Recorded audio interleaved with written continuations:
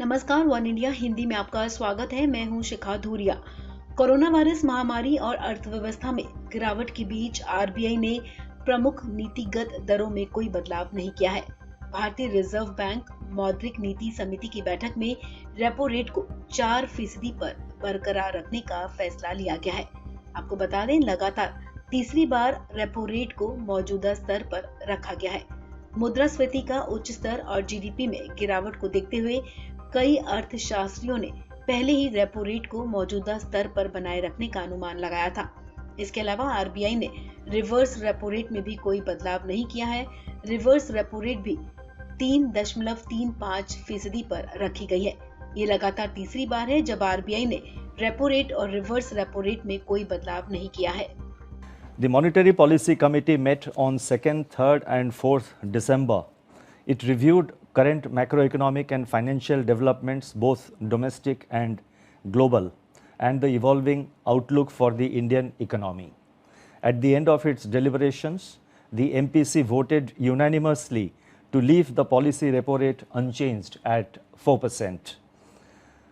It also decided to continue with the accommodative stance of monetary policy as long as necessary, at least through the current financial year and into the next year, to revive growth on a durable basis and mitigate the impact of COVID-19, while ensuring that inflation remains within the target going forward.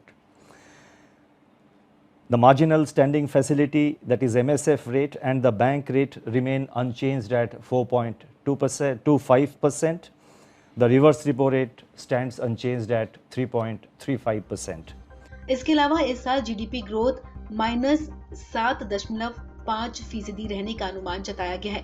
पहले इसके -9.5% रखने का अनुमान जताया गया था।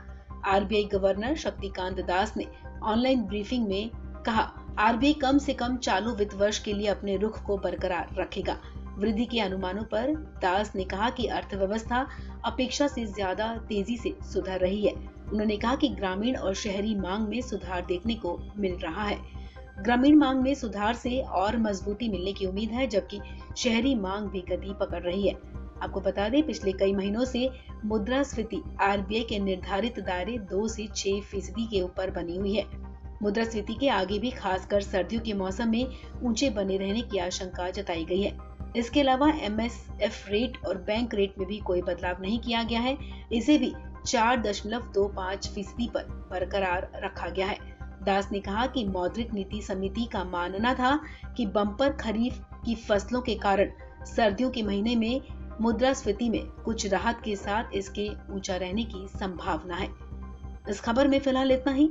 तमाम updates के लिए आप बने रहिए वन इंडिया हिंदी के साथ।